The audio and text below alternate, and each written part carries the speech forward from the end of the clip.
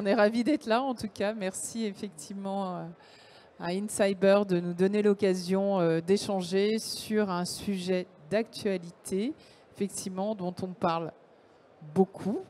Si j'arrive pas à marcher la zapette, c'est très bien. Donc bon, on verra après. Tu arrives. Donc, normalement, quand les slides fonctionneront, mais sinon, on va le faire sans slide. Sinon, ça marche? Ouais, ça va arriver. Ça va arriver. Ce sont les aléas du direct, vous savez. Il y a un petit Non, mais c'est très bien. décalage horaire entre Montréal et la France. Donc, avec Cynthia, qui est confrère, avocate, effectivement, au Québec, spécialiste des renseignements personnels, comme on dit dans le beau pays du Québec, nous allons vous inviter à échanger dans le cadre de ce regard croisé de nos expériences, on va dire, conjointes en tant qu'avocat, voilà, sur notre approche de l'intelligence artificielle et comment on a fait un jeu de mots, vous allez voir, comment rétablir, établir effectivement la confiance. Parce qu'un des mots-clés, effectivement, de l'IA et de la cybersécurité, parce que n'oublions pas, nous sommes ici pour parler aussi cybersécurité, c'est de voir ensemble, avec nos deux expériences, nos deux expertises, comment, effectivement, nous pouvons aborder. Voilà. Donc c'est ça, comme disait Garance, c'était vraiment de regarder. C'est sûr que là, on marque à l'aune de l'adoption de l'IA Act. Bon, les slides ont été envoyés avant l'adoption. Le vote symbolique et, on va dire, historique au Parlement européen il y a quelques jours. Alors peut-être juste le vote a été fait au Parlement européen, beaucoup de médiatisation. On sait tous qu'on est en période aussi d'élections européennes. Donc la mandature se terminant rapidement, le Parlement, et c'était une volonté très politique pour le coup d'avoir ce texte. On va revenir aussi sur les enjeux de ce texte entre l'Europe et une influence du texte. Mais en revanche, le texte final, nous ne l'avons pas. Il y a encore un travail très important de la part des traducteurs jurys, puisqu'il faut que ce texte soit traduit dans l'ensemble des langues de l'Union européenne. Il y en a quelques-unes. Et il ne faut pas qu'il y ait effectivement de mauvaises interprétations. Vous imaginez entre le roumain, le bulgare, le slovaque, le français, l'anglais. Donc, encore beaucoup de travail. Mais on connaît effectivement les grandes lignes. Et justement, pour la présentation, on voulait commencer déjà par des sujets d'actualité. Et surtout, si vous avez des questions pendant la présentation, vous n'hésitez pas à poser les questions. Il va y avoir une période à la fin, mais vous pouvez aussi poser des questions. C'est quand même important pour que vous ne soyez pas perdus. Donc, on a mis quelques exemples d'actualité sur les dangers de l'IA, parce qu'on parle souvent de l'IA. L'IA, elle a un côté bénéfique. Elle peut nous aider pour plein de choses, mais elle a aussi des travers, des revers, qui font en sorte qu'il faut les prendre en considération. On vous a mis que quelques exemples. Vous en avez peut-être dans vos activités des exemples d'interprétation ou d'utilisation de l'IA générative ou pas générative qui seraient contraires à certains principes. Donc les deepfakes, le fait que justement il y ait des vers qui rentrent dans certaines IA et qui font en sorte qu'on est capable de reconstituer, recréer un code. Donc, c'est des actualités qui sont récentes. Je ne sais pas si parmi vous, il y avait justement des personnes qui avaient des actualités. Si vous voulez nous en partager, n'hésitez pas, bien sûr. Alors effectivement, l'IA, côté positif, on entend beaucoup parler avec des enjeux sociétaux, des enjeux effectivement d'éthique. On voit là effectivement la cybersécurité, c'est-à-dire que l'IA et les algorithmes d'IA générative, les algorithmes effectivement doivent donner lieu à une sécurisation, doivent donner lieu à une transparence. On verra aussi sur qu'est-ce qu'on appelle le mécanisme de transparence, qu'est-ce qu'on appelle aussi, on va parler de traitement automatisé. Alors, on est toutes les deux aussi expertes en tout ce qui est protection des données ou renseignement personnel. Donc, ça nous fait des échos par rapport à notre pratique. Mais comme partout, il y a effectivement la face obscure et les cybercriminels se sont déjà saisis. Et on va dire que c'est le sens, on va dire, de l'histoire pour développer des scripts, pour générer des malwares à base d'IA ou autre. Donc, ne pas oublier, mais toujours une sécurisation. Ce qu'on voulait surtout, vu que de par notre profession, on va Oui, alors OpenAI, on en parle beaucoup, mais effectivement, je parlais de développement de script, bah oui, tout le monde s'en sert, hein, tout le monde s'en est servi, tout le monde, voilà, mais aussi, on s'en sert aussi pour développer des scripts pour des campagnes de spear phishing. Voilà. Et donc le plus gros, c'était, comme on disait, comment rétablir la confiance ou comment établir la confiance par rapport au titre. Donc la confiance, comment un des éléments qui passe, c'est aussi par l'encadrement juridique, ou en tout cas une façon d'harmoniser aussi les différentes façons de cadrer l'intelligence artificielle en matière de cybersécurité. Donc on veut regarder comment on le fait. Donc on a mis des textes. C'est sûr que j'ai un penchant pour ce qui se passe au Québec et au Canada. C'est un petit peu mon domaine. Ça fait je suis avocate là-bas, donc je regarde ce qui se passe. C'est sûr qu'on regarde beaucoup ce qui se passe par rapport à l'Europe. Et pourquoi on regarde ce qui se passe en Europe? C'est parce que, comme vous voyez, même si c'est marqué loi édictant, c'est un projet de loi. Et c'est un projet de loi, ça fait un bout de temps qu'il est déposé au Parlement. Il est encore en discussion. Là, en plus, on pensait que ça allait avancer assez rapidement, mais c'est la période des vacances parlementaires. Donc, ça devrait reprendre au milieu avril. Donc, on va espérer que ça soit fini avant la fin de la session parlementaire. Mais c'est sûr que le législateur fédéral regarde aussi ce qui se passe en Europe. Donc, le fait que l'IA Act ait été adopté, et il y a aussi des zones de non-droit, des zones grises, des zones blanches, des zones par analyse de risque. Donc, Garance, elle pourrait peut-être plus en parler. Mais avant de passer sur l'Europe, au Québec, on a aussi regardé ce qui se passait par rapport aussi à l'intelligence artificielle. Et c'est le Conseil de l'innovation qui a publié des recommandations, 12 recommandations, basées, c'est sûr, beaucoup sur la protection des renseignements personnels, mais qui s'inspirent de ces 27, qui s'inspire de ce qui se passe aux États-Unis, nos voisins du Sud. Quand même, on regarde ce qui se passe chez nos voisins. Surtout, en plus, la présentation que vous avez eue juste avant sur les élections, ça nous touche énormément. On est impacté à 100%. Donc, on regarde un peu ce qui se passe chez nos voisins du Sud, mais aussi chez nos grands frères ou cousins qui sont en Europe. Donc, et le ministre Éric Kerr et le ministre de l'économie ont mentionné que le législateur allait se saisir de l'IA pour justement mettre en place un encadrement, parce que pour l'instant c'est juste encadré sur les décisions fondées exclusivement sur un traitement automatisé de renseignements personnels. Ça c'est au Québec et c'est la seule province qui pour l'instant encadre les traitements automatisés par l'intelligence. Donc ça, c'est important.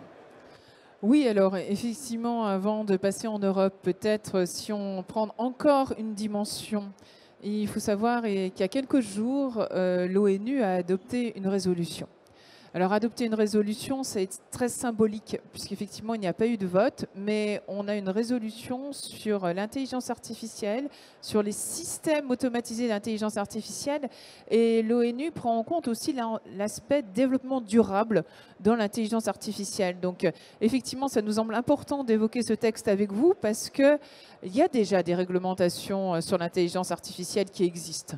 En Chine, il y a des biais, effectivement, il y a une volonté d'usage de l'IA qui est liée à la culture, qui est au système de réglementation, et il y a dans beaucoup de pays déjà des réglementations qui existent, mais là où on a les Nations Unies, donc effectivement, qui se prennent une résolution pour encadrer, et cette résolution met en place, on va dire, des pratiques respectueuses des libertés fondamentales. Et ça, c'est essentiel avec un prisme du développement durable. Puisqu'en fait, il y a 3 mots-clés qu'on retrouve effectivement dans les textes, que ce soit au Canada, au Québec, que ce soit l'executive order de Joe Biden, du président Biden, sur lequel on dira quelques mots, c'est qu'aussi l'IA est perçue pour pouvoir protéger, prévenir et rassurer. Alors, effectivement, ces mots-clés sont des mots qui ont été repris dans la résolution de l'ONU, mais ces mots-clés sont importants pour bien voir la gouvernance. Effectivement, on a parlé de traitement automatisé de données. Alors, c'est dans le règlement sur l'IA. C'est aussi dans le règlement général sur la protection des données. Et on sait que cette culture protection des données a été exportée. Alors, au Québec, bien entendu, aux États-Unis, on en parle aussi. Donc, la volonté, on va dire, et ça fait partie des principes de base de l'Union européenne, d'exporter nos modèles de liberté fondamentale, la vie privée étant reconnue aussi de part et d'autre, on va dire, de l'Atlantique. C'est aussi les modèles de gestion par le risque sur les différentes typologies de systèmes IA qui sont classés par risque, acceptable, non acceptable, puisqu'il va y avoir des IA sur un risque inacceptable qui vont être interdites, puisque le règlement va être mis en œuvre une fois qu'il sera publié, donc pas tout de suite, par palier. Et le premier palier va être une interdiction des IA, effectivement, qui génèrent des biais, des risques, que ce d'atteinte aux personnes, d'atteinte à la démocratie ou autre. Donc, c'est effectivement une interdiction formelle. Aux États-Unis, alors le texte, c'est un décret présidentiel. Donc, on n'est pas du tout sur le même niveau, sur la même qualité de normes, avec un effet contraignant moindre, puisque cet executive order, donc ce décret, dont on en a beaucoup parlé, va effectivement inciter la commande, les administrations américaines à utiliser l'IA, et effectivement dans ce cadre-là. Donc c'est orienté effectivement marché, c'est logique, on est sur une culture américaine qui est le droit est au service effectivement de l'économie. Il y a quelques semaines, un décret présidentiel a été pris sur les données à caractère personnel, vous avez peut-être entendu parler, mais ce décret présidentiel effectivement s'oriente effectivement sur l'usage de l'IA par rapport au traitement des données et un encadrement. Donc on est aux États-Unis, hein, je rappelle, dans le cadre du secteur, par exemple, du secteur de la santé. Donc avec des réglementations sectorielles. Donc ça, vous voyez, un mouvement important, et là on retrouve la culture européenne qui se diffuse au-delà, on va dire, des frontières de l'Union européenne. Et je crois que c'est la même chose un petit peu au Québec. Au Québec, c'est sûr que, comme je vous disais, sur l'IA, on n'a pas encore de texte. Il y a les recommandations du Conseil de l'innovation qui viennent d'être publiées il n'y a pas plus tard qu'un mois et demi à peu près. Mais le Québec, en matière de protection des renseignements personnels, c'est quand même un moteur, et c'est pas parce que, mais j'ose le dire, c'est un moteur en matière de protection des renseignements personnels. C'est la première province qui a adopté une législation qui visait à protéger autant les renseignements personnels dans le secteur public que dans le secteur privé.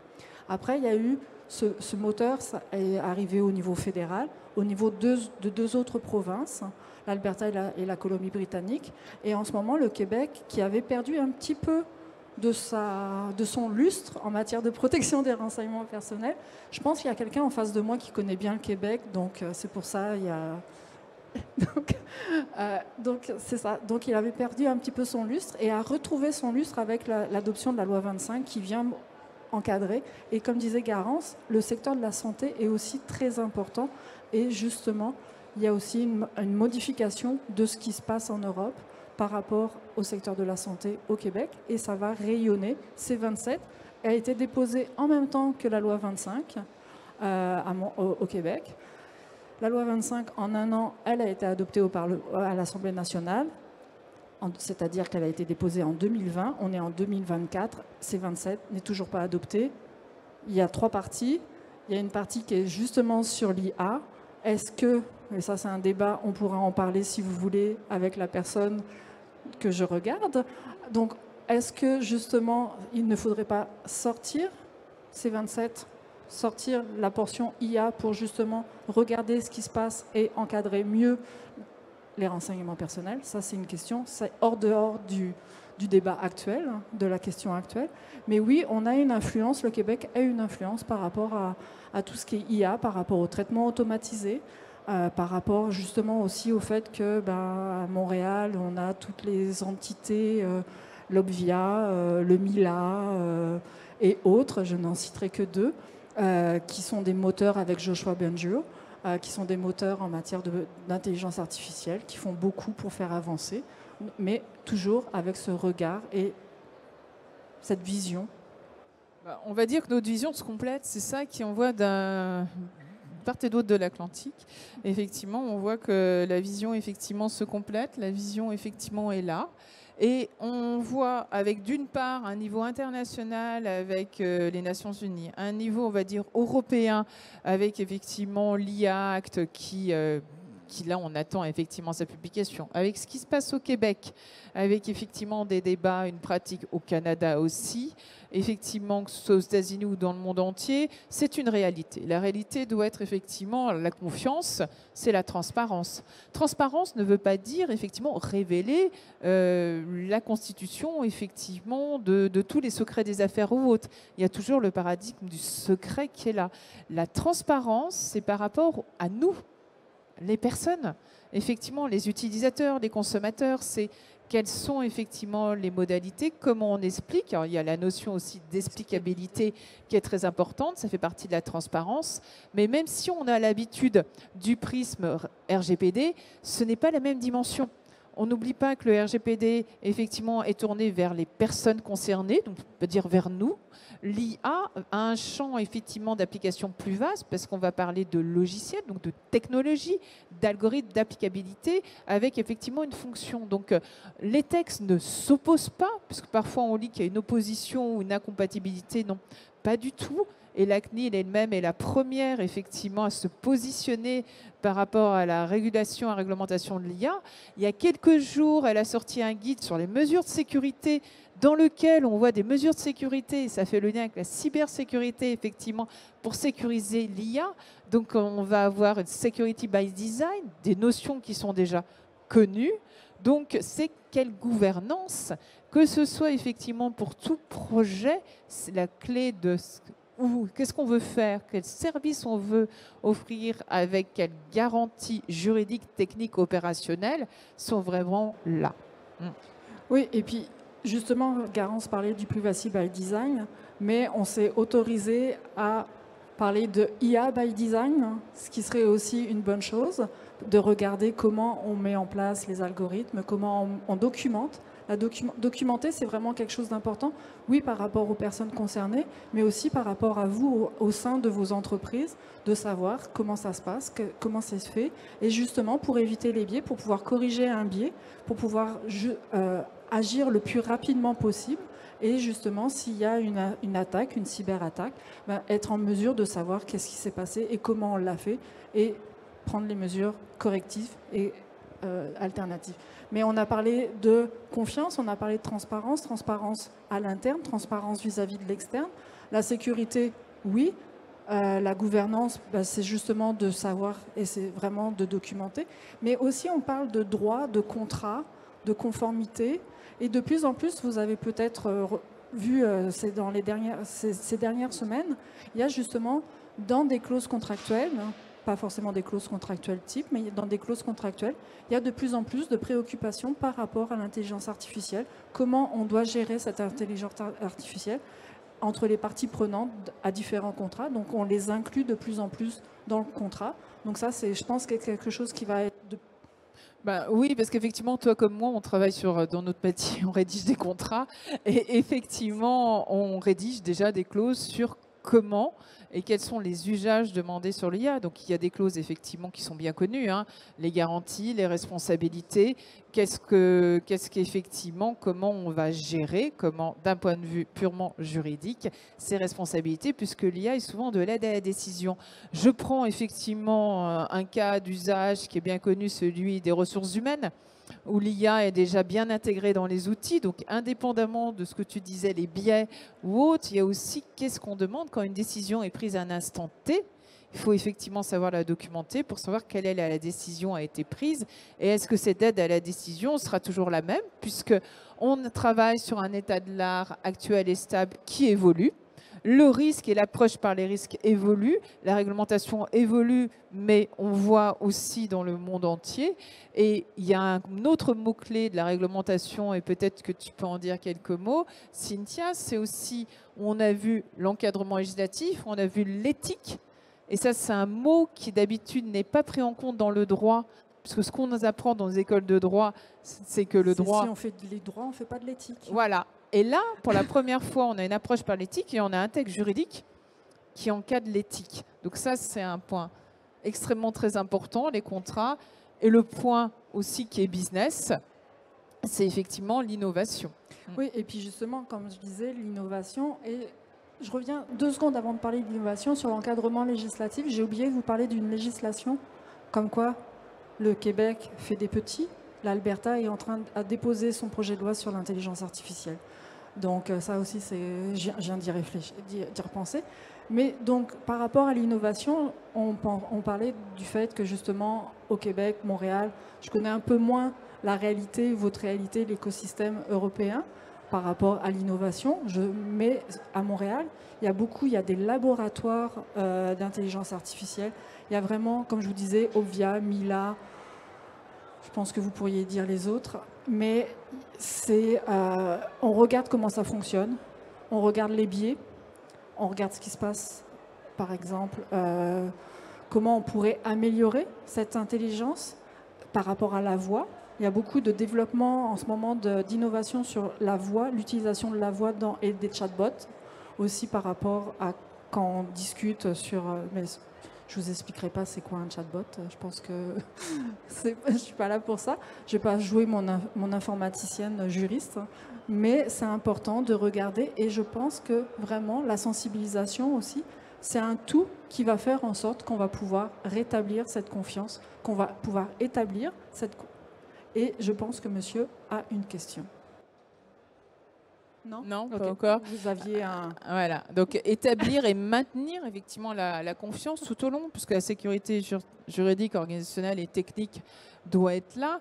Ce qui est aussi très intéressant, c'est de voir que tous ces mots, transparence, éthique, conformité, vont se retrouver dans la réglementation, se retrouvent déjà, voilà, dans la réglementation, se retrouvent dans nos contrats. Donc même en tant qu'avocat, on travaille effectivement sur de l'éthique. C'est très important, effectivement, pour encadrer les usages et sensibiliser les différentes parties. L'innovation est là. Et pour faire un lien et pour ouvrir un peu la prospective, l'inflation législative au niveau européen est extrêmement riche. On a parlé de l'IA Act. On aurait pu faire d'autres master classes sur d'autres thématiques. Et je vais juste dire quelques mots sur un autre règlement qui a été adopté. C'est ce qu'on appelle le Cyber Resilience Act.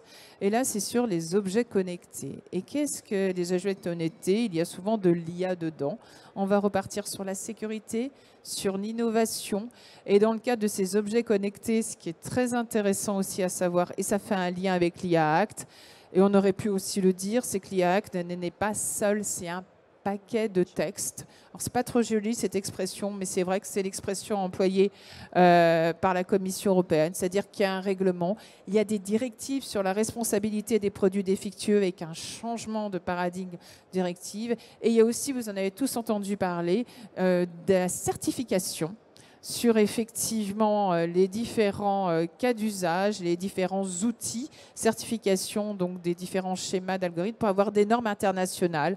Donc il y a effectivement des commissions où les Européens, les Américains et certainement les Canadiens, enfin tout le monde, travaillent sur des modèles de standards communs. En tout cas, le travail fait que commencer. Donc on va voir un petit peu, et ça fait partie de ce cadre réglementaire, c'est-à-dire on pense aussi à la technique pour pouvoir effectivement lutter contre les biais, pour pouvoir effectivement lutter sur toutes les choses, donc des enjeux extrêmement importants. Et aussi un autre enjeu, c'est on regarde tout ce qui est sur cette slide, mais comment on contrôle ce que justement, est-ce qu'il faut que ça soit la CNIL? Est-ce qu'il faut que ça soit une autorité de contrôle, une nouvelle autorité de contrôle? Donc la CNIL, au Québec, la Commission d'accès à l'information, le commissariat à la protection des renseignements personnels au fédéral. Ou est-ce qu'il faut que ça soit complètement une autre autorité, créer une autre autorité? On a créé des DPO, donc les responsables de la protection des renseignements personnels. À l'interne, comment on va mettre en place aussi, comment on va surveiller tout ça? Est-ce que c'est un nouveau métier? Est-ce que dans 5 ans, on va parler des DPO de l'IA Act? Ou est-ce qu'il y a encore plein de choses à faire? Donc on aimerait ça, avoir vos points de vue si vous avez des questions. Alors effectivement, pour faire l'ouverture, il y a de plus en plus de Digital Ethic Officer. On sait qu'au niveau européen, il va y avoir une autorité, et c'est dans le texte de contrôle, il va y avoir des autorités nationales. Est-ce que c'est la CNIL? Pour la France, hein, Le débat est ouvert. Est-ce que c'est au DPO de se saisir? Ils ont déjà beaucoup de travail. Est-ce qu'il va y avoir un autre métier plus orienté?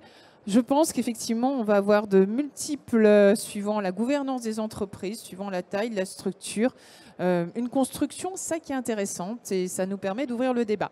On vous remercie pour votre attention en tout cas. Cynthia Chastigneux et Garance Mathias, merci beaucoup pour cette masterclass. Alors s'il y en a qui avaient des questions, hein, on peut prendre là 1-2 minutes pour y répondre. Bonjour à tous. Je reviens sur un cas d'usage que vous avez utilisé dans lequel vous intégrez dans les contrats maintenant des clauses, notamment IA de plus en plus. Au niveau de la responsabilité, vous vous basez sur quelle qualification entre les parties contractuelles? Alors, c'est pas que... Effectivement, on intègre l'IA, ce qui est normal. On est avocat, on fait des contrats au sens par rapport au projet. Voilà. Alors, je ne vais pas pouvoir répondre à votre question d'une manière précise, sans régler, parce que ça va dépendre de chaque situation, en fait. C'est au cas par cas. Et vous savez, les clauses, effectivement, vont se négocier. Un contrat doit se négocier. Après, il y a des postures, il y a des... En revanche, je peux vous donner des indications. Effectivement, il y a des projets de directive sur la responsabilité des produits défectueux. Il y a des projets de directive sur la responsabilité extra-contractuelle. Donc là, je suis extra-contractuelle. Effectivement, sachez déjà que, enfin voilà, ça fait des clauses. Il y a des clauses de responsabilité et de garantie. Et après, il y a une écriture effectivement de ce clausier qui est spécifique à chaque projet. Oui, bonjour. Merci pour la présentation. Je retourne à l'histoire de deepfakes, l'intelligence artificielle et l'atteinte à la personnalité. Je me demande, juridiquement, est-ce qu'il y a une différence entre un deepfake qui est à la mode maintenant et du Photoshop qui existe depuis 30 ans? Est-ce que s'il y a quelqu'un qui fait de deepfake sur moi, il est punissable, mais quand il fait du Photoshop, il n'est pas punissable? S'il est punissable pour le Photoshop, pourquoi il faut avoir une loi maintenant pour le deepfake? Et puis, s'il y a une nouvelle technologie, il y aura une nouvelle loi? Bah, c'est une très très bonne question, mais en même temps, le deepfake, ça a aujourd'hui, avec toutes les images qui sont avec la reconnaissance faciale et justement avec, on est dans un pays où il va y avoir les Jeux Olympiques, hein, et vous avez de plus en plus, il va y avoir l'utilisation de la reconnaissance faciale sans que la personne ne soit forcément au courant. Je comprends aussi avec Photoshop, je ne suis pas forcément au courant que vous avez photoshopé ma photo, mais c'est les utilisations qui vont en être faites et justement les contrefaçons, les atteintes à la personne, le fait qu'une personne va pouvoir, tout ce qu'on a déjà entendu, on prend mon visage, je ne suis pas au courant, et on va me faire dire des mots que je n'ai jamais dit, alors qu'une Photoshop, c'est statique. Le deepfake, c'est aussi assez dynamique, donc c'est toutes les atteintes à la réputation, toutes les atteintes à l'image, toutes les atteintes à ma vie privée aussi. Peut-être en précision, l'image est une donnée à caractère personnel et mon image aussi un élément de ma personnalité, donc de ma vie privée. Donc effectivement, que ce soit effectivement les deepfakes, il y a un côté exponentiel, hein. C'est ça aussi qu'on n'oublie pas, c'est la maîtrise du côté exponentiel. On a tous vu effectivement des usages de la voix, pareil, qui est un élément de ma personnalité, et pareil, ce que je viens de dire, c'est qu'en fait, c'est le côté exponentiel, mais il y a toujours un côté répréhensible, hein. Voilà, ça, il n'y a pas eu besoin effectivement du règlement IA. Hein. Il y a déjà sur tout ce qui est divulgation de fausses nouvelles ou autres, il y a un autre règlement qui s'appelle le Digital Services Act, voilà, sur la manipulation de l'information. Donc il y a des cadres et avant même, il y a une loi française qui date des années 70, donc voilà, qui s'appelle la loi sur le respect de la vie privée et qui est dans l'article 9 de nos codes civils et qui a son pendant dans le code pénal. Donc voilà. Donc on n'a jamais été dans une zone de non-droit.